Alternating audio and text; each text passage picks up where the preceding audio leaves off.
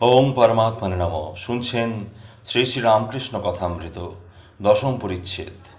মহিমাচরণের শাস্ত্রপাঠ, শ্রবণ ও ঠাকুরের সমাধি। কথা কহিতে কহিতে রাত 8টা হইয়াছে। ঠাকুর শ্রীরামকৃষ্ণ মহিমাচরণকে শাস্ত্র হইতে কিছু স্তবাদি শুনাইতে বলিলেন। মহিমাচরণ একখানি বই লইয়া উত্তর গীতার প্রথমেই পরব্রহ্ম সম্বন্ধীয় যে শ্লোক তাহা শুনাইতেছেন। নিষ্কং ব্রহ্ম বোমাতীতং নিরঞ্জনম প্রত্যক্যাম বিজ্ঞাং বিনাশত পতিবর্জিতম। ক্রমেতিথায়ের সপ্তম শ্লোক। নির্দেব দ্বিজাতীনাং মুনিনাং হৃদি দৈবতাম প্রতিমা স্বল্পবুদ্ধি সর্বত্র সমদর্শিনম। অর্থাৎ ব্রাহ্মণ্য দিগের দেবতা অগ্নি, মুনিদিবের দেবতা হৃদয়ের মধ্যে, স্বল্পবুদ্ধি মনুষ্যদের মধ্যে প্রতিমাই দেবতা, আর সমদর্শী মহাযোগীদিগের দেবতা সর্বত্রই আসেন। সর্বত্র সমদর্শী নাম, এই কথা উচ্চারণ করিবা মাত্র ঠাকুর হঠাৎ আসন ত্যাগ করিয়া দণ্ডায়মান হইয়া সমাধিস্থ হইলেন। হাতে সেই বাড় ও ব্যান্ডেজ বাঁধা, এরা সকলেই অবাক। এই সমদর্শী মহাযোগীর অবস্থা নিরীক্ষণ করিতেছেন। অনেকক্ষণ এইরূপে দাঁড়াইয়া প্রকৃতিস্থ হইলেন, আবার আসন গ্রহণ করিলেন। মহিমাচরণকে এইবার সেই হরিভক্তির শ্লোক আবৃত্তি করিতে বলিলেন। মহিমা নারদ পঞ্চরাত্র হইতে আবৃত্তি করিতেছেন।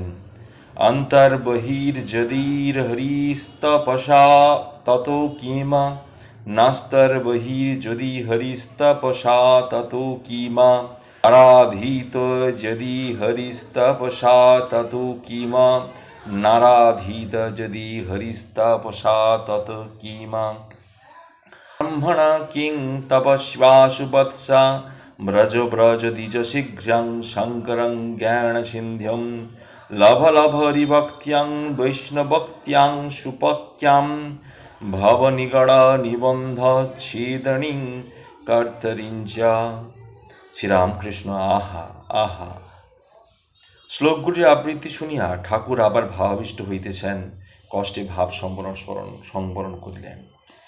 এইবার জ্যোতিপঞ্চক পাঠ হইতেছে। যস্যামিদং কল্পিতমিন্দ্রজালং চরাচরং ভাতি মনবিলাসং সচ্চৈত সুখৈকং জগন্মাত্ররূপং সাকাশিকাহং নিজবোধরূপম, সাকাশিকাহং নিজবোধরূপম। এই কথা শুনিয়া ঠাকুর সহাস্যে বলিতেছেন, যা আছে ভাণ্ডে তাই আছে ব্রহ্মাণ্ডে। এবার পাঠ হইতেছে নির্বাণ ষটকম। ওং মনর্বুদ্ধ্যহংকার চিত্যানি নাহং, ন চ সত্র জিহ্বে ন চ ঘ্রাণনেত্রে, ন চ ভৌম ভূর্মির্ন তেজন বায়ু, শ্চেদানন্দারূপ শিবহং শিবহং। যতবার মহিমাচরণ বলিতেছেন চিদানন্দ রূপ শিবহং শিবহং, ততবারই ঠাকুর সহাস্যে বলিতেছেন নাহং নাহং, তুমি চিদানন্দ। মহিমাচরণ জীবন মুক্তি গীতা হইতে কিছু পড়িয়া ষটচক্র বর্ণনা করিতেছেন। তিনি নিজে কাশীতে যোগাবস্থার মৃত্যু দেখিয়াছিলেন। বলিলেন, এইবার ভূচরী ও খেচরী মুদ্রার বর্ণনা করিতেছেন। সাম্ভবী বিদ্যার, সাম্ভবী যেখানে দেখা যায়, কোনো উদ্দেশ্য নয়, যেখানে যেখানে যায়। মহিমা রামগীতায় বেশ বেশ কথা আছে।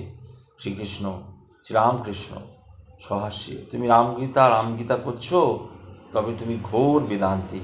সাধুরা কত পড়তো এখানে। মহিমাচরণ প্রণব শব্দ কিরূপে তাই পড়িতেছেন। তৈলধারাম বিচ্ছিন্নম দীর্ঘ ঘণ্টা নিনাদবৎ। আবার সমাধির লক্ষণ বলিতেছেন। ঊর্ধ্বপূর্ণম অধপূর্ণম মধ্যপূর্ণম যদাত্মকম সর্বপূর্ণং স আত্মেতি সমাধিস্থঃ লক্ষণম। আধর মহিমাচরণ ক্রমে প্রণাম করিয়া বিদায় গ্রহণ করিলেন। একাদশ পরিচ্ছেদ। পরদিন রবিবার ৩রা ফেব্রুয়ারি 1884 খ্রিস্টাব্দ, 21 মাঘ 1290 সাল, মাঘ শুক্লা সপ্তমী। মধ্যাহ্নে সেবার পর ঠাকুর নিজাসনে বসিয়া আছেন। কলকাতা হইতে রাম সুরেন্দ্র প্রভৃতি ভক্তেরা তার অসুখ শুনিয়া চিন্তিত হইয়া আসিয়াছেন। মাস্টারও কাছে বসিয়া আছেন, ঠাকুর হাতে বাড় বাঁধা, ভক্তদের সহিত কথা কহিতেছেন।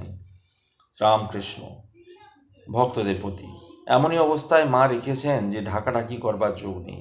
বালকের অবস্থা, রাখাল আমার অবস্থা বোঝে না, পাছে কেউ দেখতে পায় নিন্দা করে, গায়ে কাপড় দিয়ে ভাঙা হাত ঢেকে দেয়। মধু ডাক্তারকে আড়ালে নিয়ে গিয়ে সব কথা বলেছিল। তখন চেঁচিয়ে বললাম, কোথা গো মধুসূদন, দেখবে এসো, আমার হাত ভেঙে গেছে।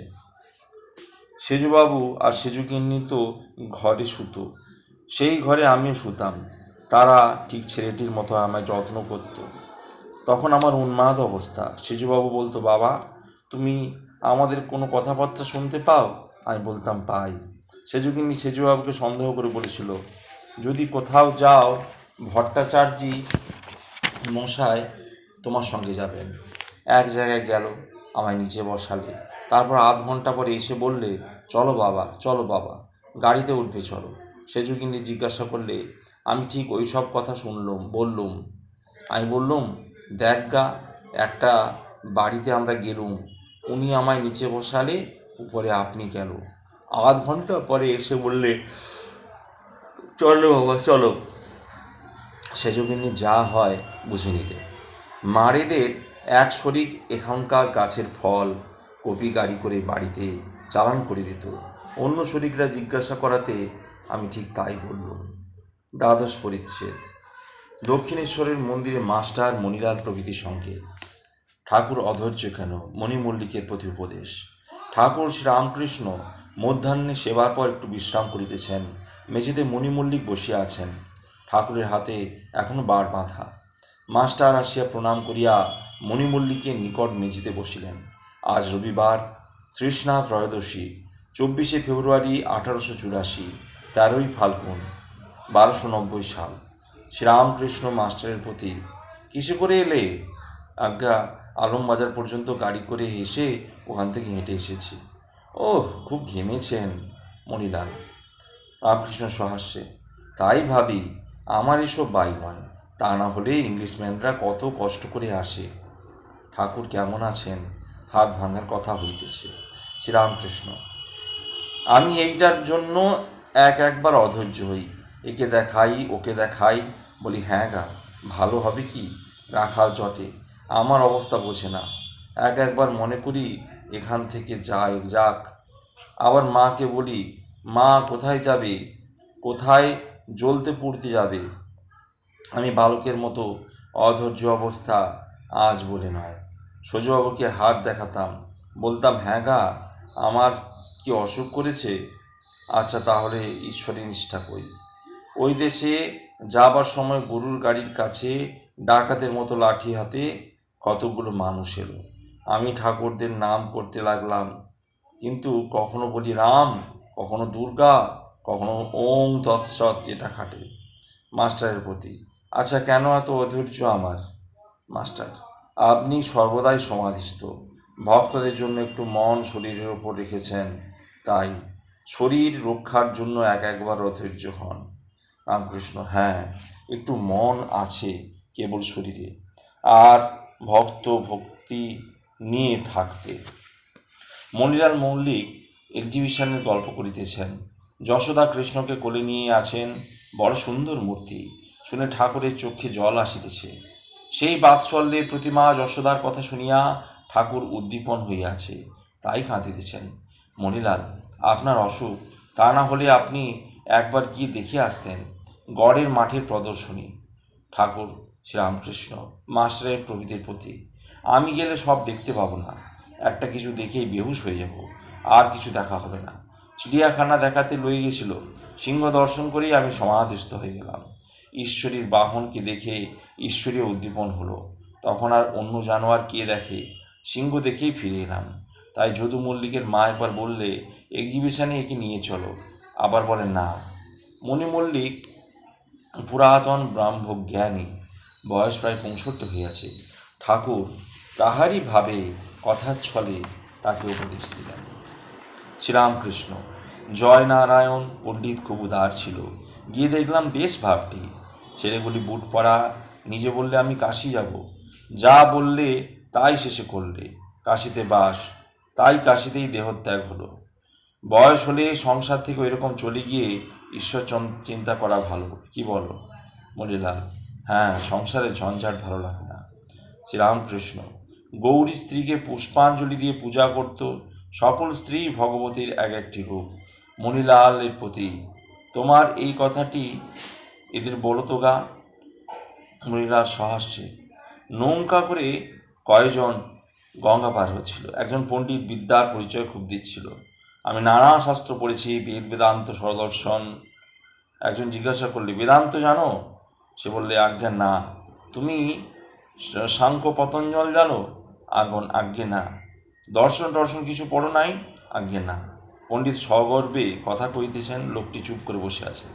এমন সময় ভয়ঙ্কর ঝড়, নৌকা ডুবতে লাগলো। সেই লোকটি বলে, পণ্ডিতজি, আপনি সাঁতার জানেন? পণ্ডিত বললেন, না। সে বললে, আমি সাংখ্য পতঞ্জল জানি না। সে বললে, আমি সাংখ্য পতঞ্জল জানি না, কিন্তু সাঁতার জানি। শ্রীরামকৃষ্ণ সহাস্যে: নানা শাস্ত্র জানলে কি হবে? ভবনদী পার হতে জানাই দরকার ঈশ্বরী বস্তু আর সব অবস্তু। লক্ষ্যভেদের সময় দ্রোণাচার্য অর্জুনকে জিজ্ঞাসা করলেন, তুমি কি দেখতে পাচ্ছ? কি দেখতে পাচ্ছ? সেই রাজাদের মধ্যে তুমি কি দেখতে পাচ্ছ? অর্জুন বললেন, না। আমাকে দেখতে পাচ্ছ?